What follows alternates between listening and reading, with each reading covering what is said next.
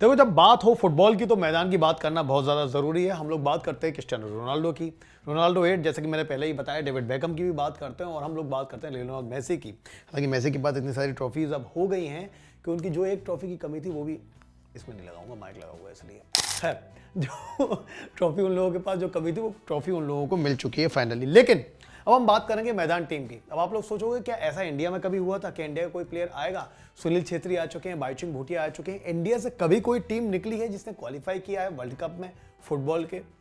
जी हाँ, ऐसा हुआ है और कम लोगों को ये वाली बात पता है, इसलिए आज आप लोगों के पास दोबारा लेकर आया हूँ मैदान मूवी का ही एक और सॉन्ग। पहले हम लोग लेकर आए थे मिर्जा, उसके बाद टीम इंडिया है हम, जो हमारा बहुत प्यारा म्यूजिक रिव्यू गया था, गाने का रिव्यू गया था आप लोगों के लिए, क्योंकि उस गाने में काफ़ी ज़्यादा झलक दिखाई दी थी हमें चक दे इंडिया जैसे सॉन्ग्स की, और भी बहुत सारे प्यारे प्यारे सॉन्ग्स की। ऐसा ही एक और ये एक गीत है, ये है रंगा रंगा।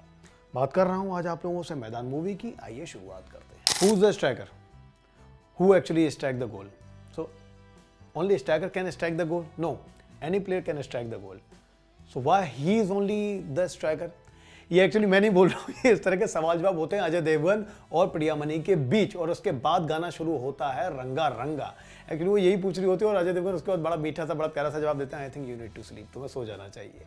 क्योंकि कोच बने हैं और कोच की भूमिका में बहुत अच्छी तरह से वो उतरे भी हैं। जैसा कि मैंने पहले ही बताया था कि उन्होंने बॉडी लैंग्वेज वाइज काफ़ी काम किया है। अक्सर वो कैरेक्टर में जब जाते हैं तो कैरेक्टर के डायलॉग को लेकर काम करते हैं, उसकी लाइंस को लेकर ज़्यादा काम करते हैं। बॉडी लैंग्वेज वाइज जैसा कभी कभी प्रयोग करते हैं आमिर खान, वैसा अजय देवगन कम करते दिखाई देते हैं, लेकिन इस मूवी में दिखाई दे रहे हैं हमें।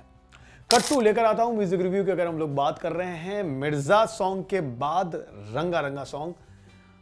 अब देखो, मुझे तेलुगु तो आती नहीं है, तो मैंने कुछ रंगा रंगा सिर्फ उसमें मैंने सीखा है, क्योंकि उसमें रंगा रंगा बोला जाता है। बीच में कुछ हिंदी के बोल भी यूज़ किए गए हैं।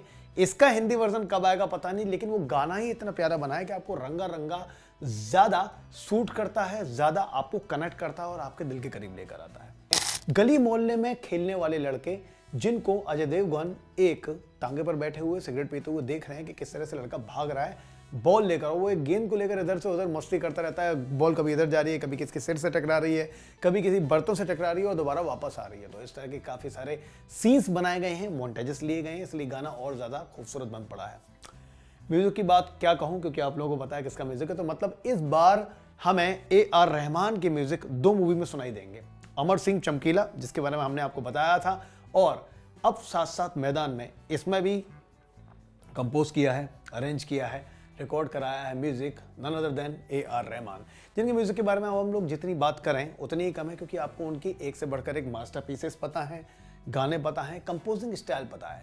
सबसे अच्छी बात है कि AR रहमान पहले फिल्म का क्लेवर समझते हैं, सब्जेक्ट समझते हैं, उसके बाद उनको पता चलता है कि इसमें किस तरह का गाना मुझे देना है। जैसे कि अमर सिंह चमकीला के अगर आप गाने सुनोगे और मैदान के गाने सुनोगे तो आपको काफ़ी अंतर दिखाई देगा। यहाँ पर मुझे स्पोर्ट्स को लेकर एक गाना क्रिएट करना है, इतना जोश डालना है, इतनी एनर्जी डालनी है, तो मैं बीट ऐसी यूज़ करूँगा।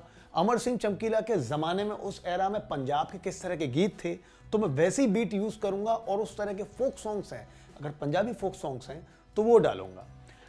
अगर गाने की मैं बात करूँ, गीत की बात करूँ, वोकल्स की बात करूँ, तो वैशाली सामंत जिनके गाने आप लोगों ने सुने होंगे, एक दाजीबा, राधा कैसे न जले, और इस तरह के काफ़ी सारे सॉन्ग्स उन्होंने साउथ में भी गाए हैं, मराठी में भी गाए हैं, तो उनकी आवाज़ बिल्कुल फिट हो रही है। रंगा रंगा डाल देना है उनके लिए बीच में, जो ये लोग हम लोग सुनेंगे, आप लोगों के लिए हम लोग डलवाएंगे बीच में, तो वो बीट आएगी आप लोगों को सुनने के लिए। बहरहाल, ये थे AR रहमान की म्यूजिक की और कंपोजिंग की बात, और हमारे पास से आई है आप लोगों के पास अब वोकल्स की बात। अब लेकर आता हूँ आप लोगों के पास लिरिक्स की बात। लिरिक्स लिखे हैं रामोजिया, जो कि अपने को सरस्वती पुत्र कहते हैं, रामोजिया शास्त्री, और उन्होंने तेलुगु के सारे लिरिक्स लिखे हैं। हिंदी लिरिक्स अभी तक हमारे सामने नहीं आए हैं, जैसे ही गाना रिलीज होता है आप लोगों के पास पहुंच जाएगा। बट आई थिंक कि डायरेक्टर ने इस बार डिसाइड कर लिया था, AR रहमान ने डिसाइड कर लिया था कि हम इस गीत को ऐसे ही लॉन्च करेंगे, क्योंकि ये ऐसे ही वाइब देता है और ज़्यादा वाइब पकड़ में आती है, क्योंकि गाने की बीट बहुत प्यारी है। अगर नहीं सुना है अभी तक तो प्लीज़ जाओ और जाकर सुनो। रैप आजकल ज़्यादातर गानों में चल रहे हैं, इसलिए इस गाने में भी रैप डाला गया। अब क्या करें यार, देखो अपना हिप हॉप का ज़माना है। चश्मा पता नहीं क्यों निकाल रहा था, मैंने स्पेशली गले में नहीं लगाया था। हिप हॉप का ज़माना है, तो बात यह है कि हम लोग एक्चुअली रैप को लेकर बात करते हैं। MC शेर हम लोगों ने देखा था गली बॉय में, लेकिन ये MC हीम है। MC हीम के रैप सॉन्ग को, रैप को जो रिटर्न किया गया है, लिखा गया है, वो डाला गया है वैशाली सामंत ने साथ दिया है। तो गाना और ज़्यादा खूबसूरत बन पड़ा है आपको इस गाने में, इसलिए वो तेज़ी दिखाई दे रही है स्पेशली। और ए आर रहमान अगर रैप लेकर आए हैं तो एक और कमाल की बात है, इससे पता चलता है कि ए आर रहमान किस लेवल के म्यूज़िक कंपोजर हैं, जो कि रैप भी यूज़ कर लेते हैं, फोक भी यूज़ कर लेते हैं, मेलोडी भी यूज़ कर लेते हैं, अगर आपको लाउड म्यूज़िक चाहिए वो भी यूज़ कर लेते हैं। तो अब इंतज़ार क्यों कर रहे हो यार, एक्चुअली फुटबॉल खेलो भी, फुटबॉल देखो भी, लेकिन साथ साथ फुटबॉल के लिए मैदान भी देखो। और हम लोगों का बज़ूका म्यूजिक रिव्यू में देखो मैदान का ये सॉन्ग रंगा रंगा। और अब हम लोग भी रंग जाएंगे मैदान के रंग में। Stay tuned, be with us Bazooka music review पर। मैं था आप लोगों के साथ आपका हमराज RJ Abhinav. Thank you so much.